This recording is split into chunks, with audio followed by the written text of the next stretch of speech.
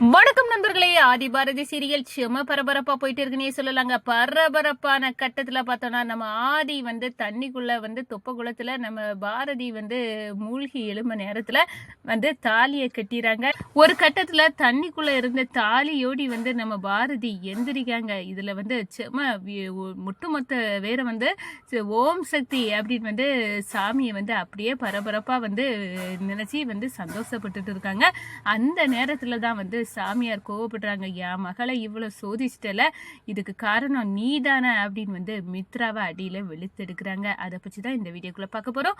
அதுக்கு முன்னாடி சேனலுக்கு லைக் அண்ட் சப்ஸ்கிரைப் பண்ணுங்க ஃப்ரெண்ட்ஸ். பக்கத்துல இருக்க பெல் ஐக்கானையும் கிளிக் பண்ணுங்க. அப்பதான் நான் போடுற ஒவ்வொரு வீடியோவும் நோட்டிபிகேஷனா உங்களுக்கு கிடைக்கும். வாங்க ஃப்ரெண்ட்ஸ், வீடியோக்குள்ள போகலாம். ஃபர்ஸ்ட் எடுத்த உடனே பார்த்தோம்னா ஒரு செம அதிரடியான பரபரப்பு கட்டம் தான். எப்படியும் இந்த பாரதிக்கு தாலி கிடைக்க போகிறது இல்லை அப்படின்னு மித்ரா ஒரு அடாவடித்தனமாக ஒரு திமிராட்டி இருக்காங்க. அதே நேரத்தில் பார்த்தோன்னா நம்ம ஆதி பயங்கரமாக சண்டை போட்டு அந்த ஒரு கட்டத்தில் அந்த பாம்பு புற்றுலேருந்து அந்த தாலி எடுத்தாலும் பாம்பு அந்த ரவுடியே சுற்றி நிற்கிற, என்னை காப்பாற்றுங்க காப்பாற்றுங்க அப்படின்னு கதறாரு. ஒரு கட்டத்தில் பார்த்தோன்னா சரி நீ பேசாமல் இரு, பாம்பு அப்படியே போயிடும் அப்படின்னு சொல்கிறாங்க. அதே மாதிரி ஆயிடுது.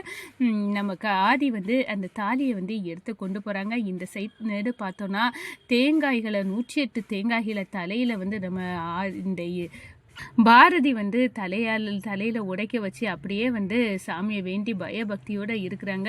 வேண்டுதல் நிச்சயமா நிறைவேறும். நீ கோயில ஒரு பிரகாரம் சுத்தி வா, அது பிறகு தொப்ப குளத்துல மூழ்கி எலும்பு, உன் கழுத்துல தாலி அந்த அம்மா தருவாமா, அதுதான் இந்த இதோட விதி அப்படின்னு அந்த இடத்துல சொல்ல நேரம் நம்ம பாரதி விடலை, நான் எப்படி போனாலும் என் தாலியை நான் மீட்டு எடுப்பேன் அப்படின்னு அந்த இடத்துல நிற்கிறாங்க.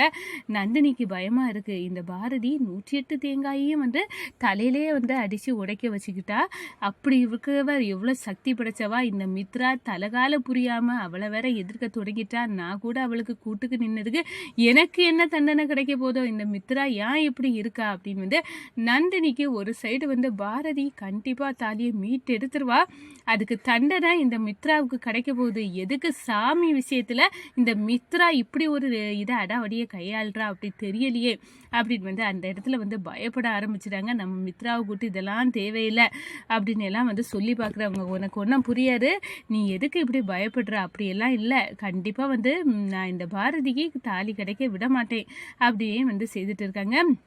நிச்சயமா இந்த தாலியை நான் பாரதி கழுத்துல போட்டு ஆகணும் அப்படின்னு நம்ம ஆதியம் கையில தாலியோட கோயில்ல பாரதியோட இதெல்லாம் பார்த்துட்டு இருக்காங்க. அப்போதான் பரபரப்பா சாமியார் தோன்றுறாரு. அவர் சொல்றாரு, இந்த பாருங்க பாரதி கோவில் பிரகாரத்தை சுற்றி தொப்பகுளத்துல மூழ்கு அப்படின்னு சொன்னது அப்படியே கண்ணீர்னி ஒலிக்குது. அப்போதான் அழகா பிரகாரத்தை சுத்திட்டு வராங்க. இனி தொப்பகுளத்துல மூழ்குனா இவ கழுத்துல தாலி எப்படி வந்துடும் அப்படின்னு நக்கல் சிரிப்பு நம்ம மித்ராவுக்கு. ஆனால் இங்கே தான் இருக்காங்க. நம்ம ஆதியை தண்ணிக்குள்ளே நம்ம பாரதிக்கு தெரியாமல் இந்த கரையிலேருந்து மூழ்கிறாங்க. நம்ம பாரதி இந்த சைடு மூழ்கினான்னா நம்ம ஆதி அந்த தாலியோட மறுகரையிலேருந்து மூழ்கி நம்ம பாரதி கிட்ட வராங்க. நம்ம பாரதி தண்ணிக்குள்ளே மூழ்கி இருக்க நேரம் நம்ம ஆதி படார்னி அவ கழுத்தில் நம்ம பாரதி கழுத்தில் தாலியை கொண்டு போடுறாங்கன்னு சொல்லலாம். ஒரு கட்டத்தில் மூழ்கி எலும்புறாங்க. எலும்பி பார்த்தா தன்னோட கழுத்துல தாலி, ஓம் சக்தி அப்படின்னு ஒட்டுமொத்த வேற என்ன ஒரு ஆச்சரியம், பாரதி கழுத்துல தாலி எப்படி வந்துச்சு அப்படின்னு அந்த இடத்துல அதிர்ச்சியில நிக்கிறாங்க. மித்ராவுக்கு சும்மா சாக்கு, இதே தாலி தான் பாரதி கழுத்துல இருந்து அதே தாலி தான் இப்பவும் இருக்கு. நான் இந்த தாலியை பாம்பு புற்றுக்குள்ள எல்லாம் போட்டிருந்தேன், அங்க இருந்து எப்படி இங்க தண்ணிக்குள்ள வந்துச்சு, ஐயோ ஒன்னும் புரியலையே, சாமியோட அருளால எனக்கு ஏதாவது நடந்துடும் கடவுளே அப்படின்னு இப்பதான் நம்ம மித்ராவு பயப்பட ஆரம்பிச்சிட்டாங்கன்னு சொல்லலாம். ஏன்னா தான் மறைச்சு வச்ச தாலி இங்க பாரதி காலத்துல எப்படி அந்த ஷாக்கில் பயப்படுறாங்க. இங்க நிக்கிறது சரியில்லை, நம்ம இங்க இருந்து ஓட்ட முடிக்கணும் அப்படின்னு நினைக்கிறாங்க.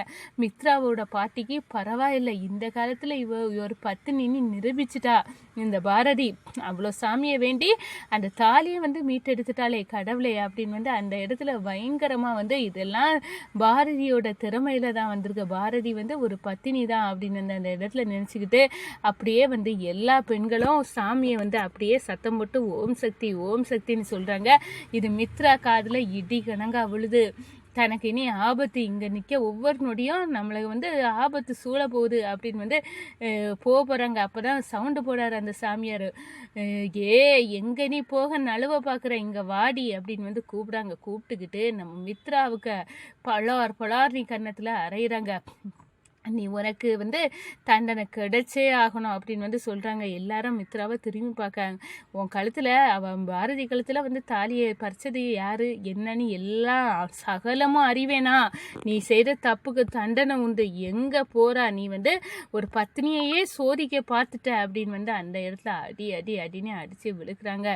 நம்ம மித்ராவுக்கு அரண்டு போய் நிற்கிறாங்க. அப்போ ஆதி புரிஞ்சுக்கிட்டாங்க. அப்போ இந்த மித்ரா தான் பாரதிக தாலியை திருட அந்த ரவுடிகளை வச்சு திருடி அந்த பாம்பு புத்துக்குள்ள போட வச்சதா இப்போ உண்மை புரிஞ்சுது.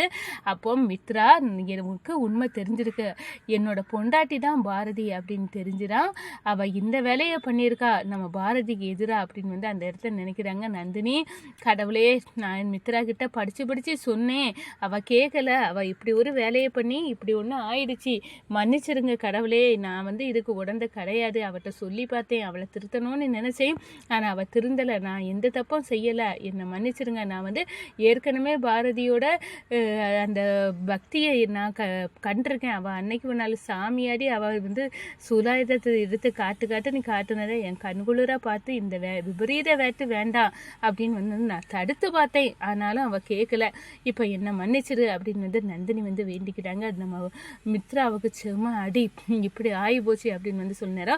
மித்ராவுக்கு பாட்டி, என்ன மித்ரா, நீ தான் வந்து பாரதியோட தாலி காணாமல் போகிறதுக்கு காரணமா, அந்த சாமி சொல்லதை பார்த்தாலாம் நீ தான் இருக்கு, எதுக்கு ஒரு பொண்ணோட வாழ்க்கையில இப்படி விளையாடுற, உனக்கு பாரதியை பிடிக்கல தான், அதுக்காக அவள் தாலியை பறித்து இப்படி ஒரு சூழ்ச்சியை பண்ணியிருக்கே, நீ எல்லாம் என் பேத்தின்னு சொல்லதுக்கே எனக்கு வெறுப்பாக இருக்குது, நீ என் பேத்தியே கிடையாது, உனக்கு ஒரு கல்யாணம் ஒரு கேடு, நான் அதுக்காக வந்து இங்கே அங்கேருந்து லண்டன்லேருந்து இங்கே வந்தால் நீ இப்படியெல்லாம் வந்து சூழ்ச்சி பண்ணுற, எனக்கு நம்ம குடும்பத்தை சேர்ந்தவங்க இப்படி கிடையாது மித்ரா, நீ மட்டும் இப்படி வந்த அப்படின்னு வந்து அந்த இடத்துல வந்து வெளுத்தெடுக்கிறாங்க. இந்த சைடு பார்த்தோன்னா சுதாகருக்கு அரண்டு போய் நிற்கிறாங்க. நம்ம பவானி வந்து இங்கே ஒரு எது நடக்க போகுது அப்படின்னு நினச்சவங்க மித்ரா வந்து வெளுத்தெடுக்கிற சாமியார்கிட்ட அடி வாங்கதை பார்த்து பவானி அப்படியே நடுங்கி போகிறாங்க. பாரதி கிட்ட மோத முடியாது அப்படின்னு வந்து பாரதி நிரூபிச்சிட்டா அப்படின்னு சொல்கிறாங்க. இனி இந்த பாரதி கழுத்தில் இருக்க தாலியை அசைக்கவே முடியாது, அந்த அளவுக்கு அந்த தாலிக்கு சக்தி இருக்குது. அப்படிதான் இந்த தண்ணிக்குள்ளே மூழ்கி இருந்த பாரதி கழுத்தில் எப்படி இந்த தாலி வந்து சேர்ந்து அவளோட பக்தி தான், அவளை ஒன்றுமே பண்ண முடியாது அப்படின்னு வந்து அந்த இடத்துல பவானி குறுகி நிற்கிறாங்க. நம்ம பாரதி நேரடியாக வந்து மித்ரா கிட்ட, இந்த பாரு, என் கழுத்தில் இருக்க தாலியை மட்டும் இல்லை, என் கணவராய கூட உன்னால் ஒன்றும் பண்ண முடியாது, இப்போ எனக்கு தெரியல, உனக்கு சாமியே வந்து எங்கள் பக்கம் தான் இருக்காங்க, நியாயம் பக்கம் தான் எல்லாம் இருக்கும், நீ என்னமா திருந்த பாரு அப்படின்னு வந்து அந்த இடத்துல மித்ராவை பார்த்து வார்ன் பண்ணுறாங்க.